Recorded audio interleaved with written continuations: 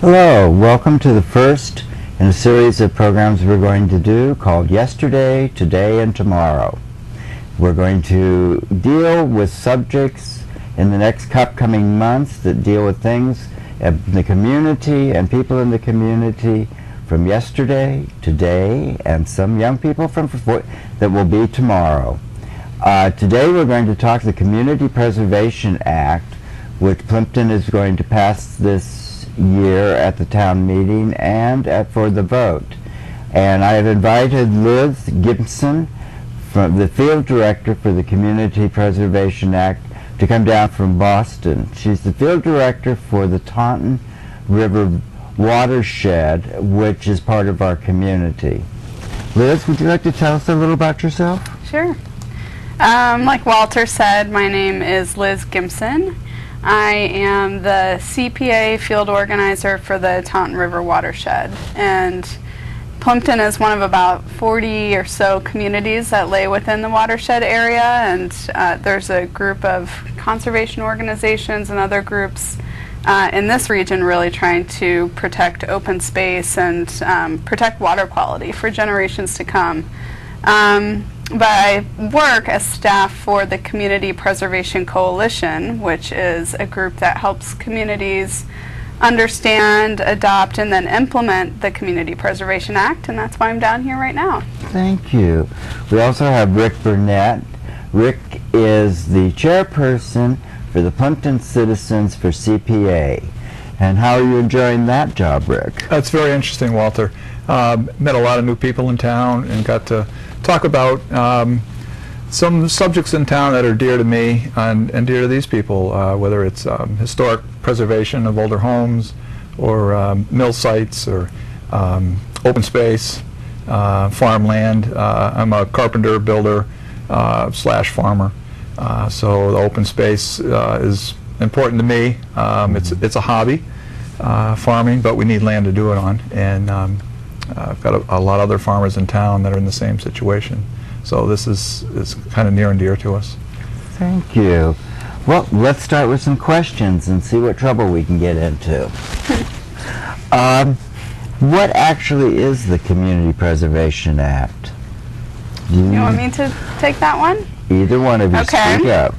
Well, the Community Preservation Act is what's called enabling legislation. So it was passed in 2000 by the Massachusetts State Legislature, and it allows communities to vote to adopt up to 3% surcharge on your local property tax to create a community preservation fund that can be spent on open space protection, historic preservation, community housing, and recreation. So since 2000, 129, actually 130 communities have adopted CPA. Most recently, West Bridgewater, which is just up the road, another community in the Taunton River Watershed, passed the CPA. So the community, once they adopt, they collect revenue locally, and then the state actually matches local funds. To date, there's been a 100% match that will drop as more communities adopt into the program, but we can talk more about the details through the course of the show. Wow, thank you. Mm-hmm. What is the process for getting for an area to get CPA approvement for its community? Mm-hmm. Well, it's a two-step process to adopt into the program. The first step is to get it on the ballot, which can be done either through a town meeting vote or through an initiative petition process, which just means you collect signatures of 5% of your local registered voters. And Rick, I think you can tell us about how Plympton went about putting CPA on the ballot. Yes, we did the citizens petition, collected signatures, had over 200 people sign up to help us with that. So that part is in place and moving forward.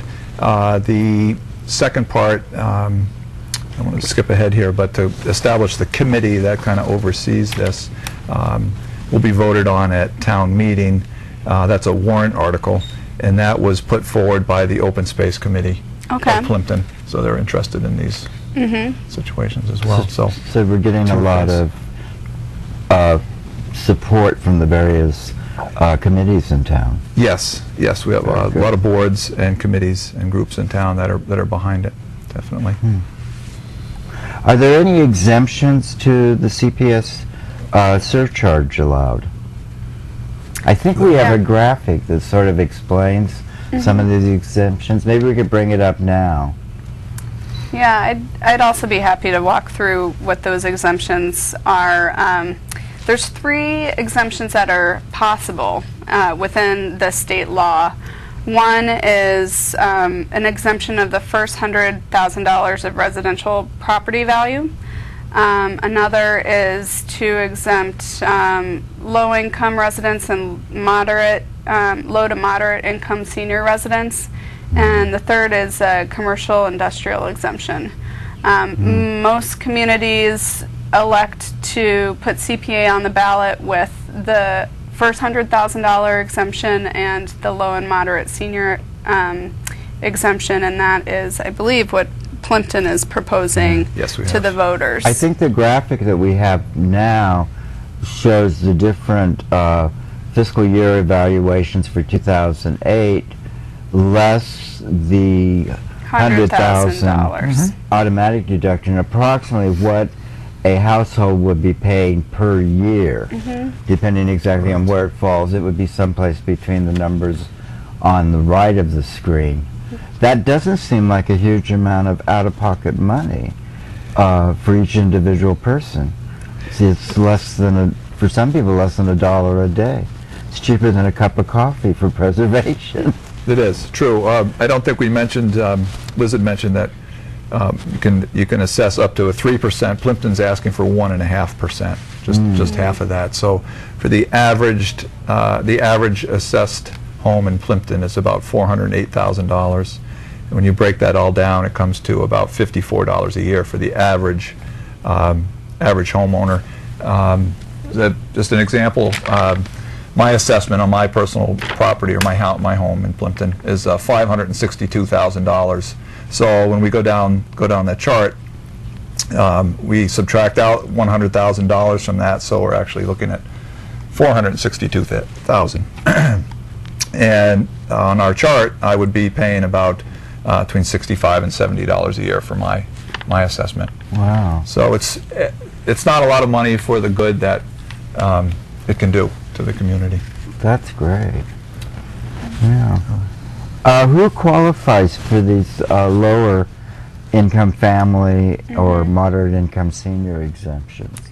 Yeah, those exemptions are based on the area-wide median income, and that's calculated by HUD, national agency. And for the area here, I don't have the chart with me, but I think it's for a family of 4 living in Plympton who owns their home but has an annual income of less than $60,000, they could apply for a full exemption from the CPA surcharge.